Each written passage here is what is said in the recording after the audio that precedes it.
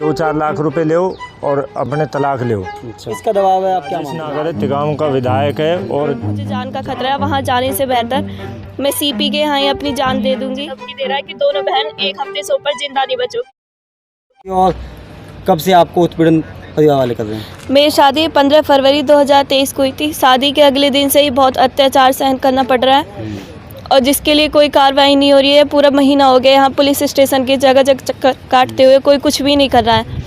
अगर पुलिस ऐसे ही करती रहेगी तो मुझे फिर आगे कुछ कदम उठाना पड़ेगा। मैं सीपी के ऑफिस पे बैठी रहूँगी, पूरे वहाँ चक्कर काटूंगी, पूरे साल वहाँ चक्कर काटूंगी अपने न्याय के लिए। जब भी मुझे न्याय नहीं मिलता तो अगर मेरे ससुराल में मुझे जान का खतरा है, वहाँ जाने से बेहतर मैं सीपी के यहाँ ही अपनी जान दे दूँगी। देखिए, माता पिता ने आपको पाला पोसा, सोचा कि शादी करके मेरी बेटी ठीक रहेगी, तो आपको लग रहा है कि आप शादी करने के बाद ठीक हैं? बिल्कुल भी नहीं। बिल्कुल नहीं मानते।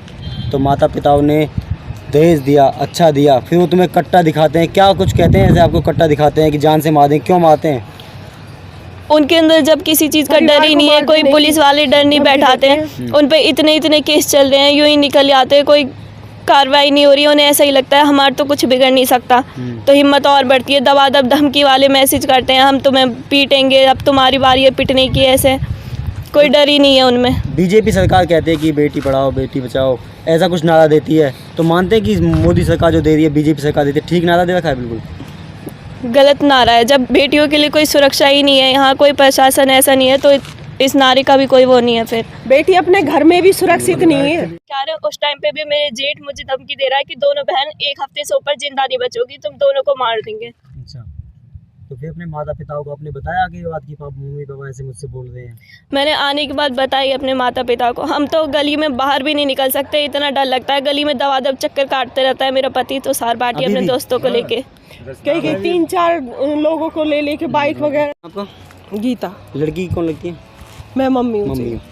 तो लड़की के साथ उत्पीड़न अत्याचार लगातार हो रहे हैं, कब से हो रहे हैं और कब का मामला? जी, हो तो शुरू से ही रहा है, 16 फरवरी से, जिस दिन से इन्होंने कदम रखा है पहले से।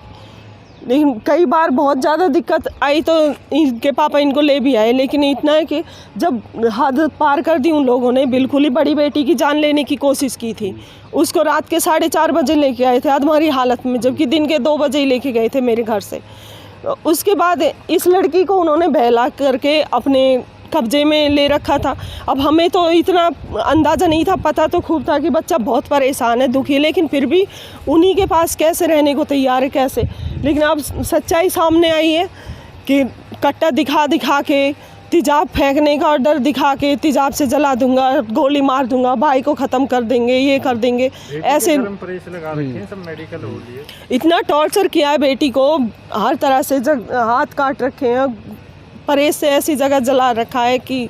लड़की की शादी को 7 महीने तकरीबन हो गए हैं, तो लड़की ने कभी अभी हुए भी नहीं है साथ। सुख देखा है ससुराल में? जी नहीं, सुख नहीं देखा।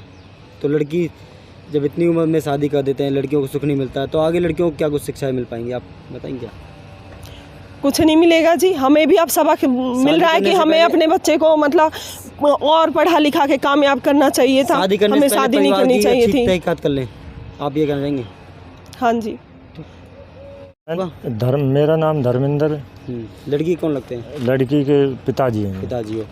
तो लड़की के साथ क्या कुछ मामला हो रहा है? आप आदर्श नगर थाने और कहते हैं कि तिगांव थाने पहुँचे हैं, महिला थाने पहुँचे हैं, क्या कुछ कहना है? हमने कोई ऑफिस नहीं छोड़ा, सब ACP सावन के दौरे जितने भी बल्लमगढ़ के हैं, चाहे सेक्टर 12 के हैं, सबके पास हुआ है, कोई सुनवाई नहीं। उनके जो रीडर हैं वो बाहर ही बुला लेते हैं, हम निमटवाएंगे, फ़ोन करते हैं SHO के दौरे, हमारे पास आ जाओ।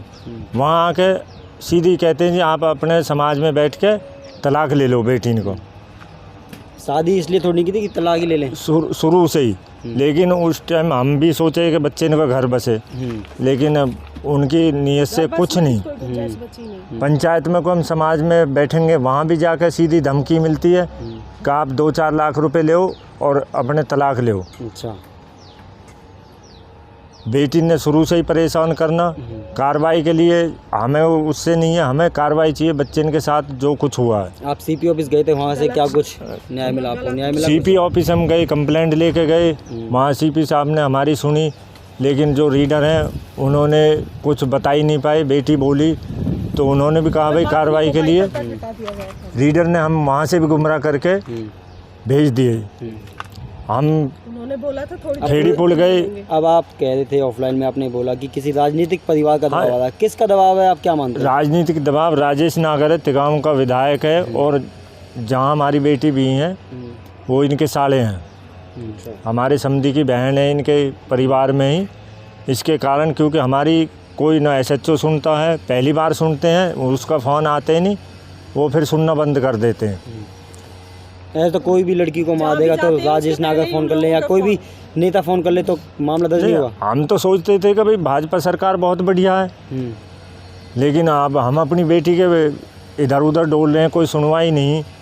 तो आज हमें मालूम पड़ रही है कि विधायक जो हैं ये तो जनता के नुमाइंदे हैं, यही गलत कर रहे हैं, ये तो अपनी रिश्तेदारी निभा रहे हैं। तो अब क्या चाहते हैं आप? लास्ट में कहना चाहिए कि आप क्या चाहते हैं, अगली मांग आपकी क्या होगी, या क्योंकि अगली बार जब आप यहाँ पे नहीं सुन पाते तो आगे कहाँ जाएंगे आप? अगर हमारे न्याय नहीं मिलेगा बेटी को तो हम कुछ अभी दोबारा ACP साहब के पास फिर जाते हैं, नहीं जाएंगे तो अनिल विज जी को लेटर लिखेंगे, चाहे हमें बेटी ले जानी पड़े वहाँ। गरीब है हम, इसलिए थोड़ा भगदौड़ नहीं रहे, लेकिन हम कोशिश पूरी करेंगे। ठीक।